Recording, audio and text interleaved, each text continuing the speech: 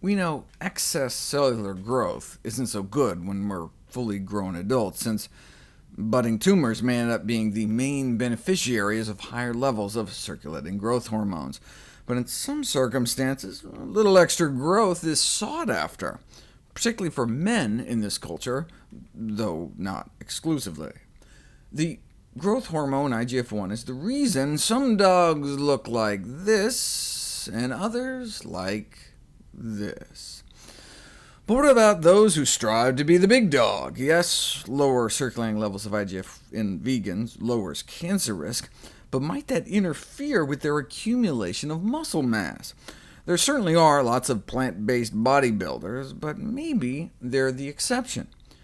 To look like this, does one have to risk looking like this? True or false? Lower IGF-1 levels in vegans likely interferes with muscle accumulation. Is this fact, or is this fiction? Well, there's a couple of ways to attack that question. For example, what's the skeletal muscle mass like in acromegaly, people afflicted with giantism, where they have an IGF overload in the body? If IGF bulks up muscle, you'd think they'd be muscle-bound, but no, they don't have any more muscle on average than anyone else. What if you inject people with IGF-1? They injected women for a year and found no increase in lean body mass or grip, bench, or leg press strength. What about men? Basically, same thing.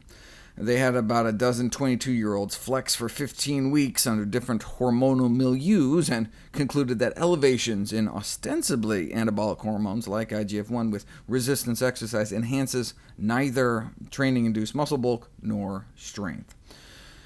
Thus, it seems that outside of genetically engineered mice or a cell culture dish or other animal models, that the search for the true role of the growth potential of IGF-1 in adult muscle growth is a vain one. So although it's never been directly tested, probably fiction.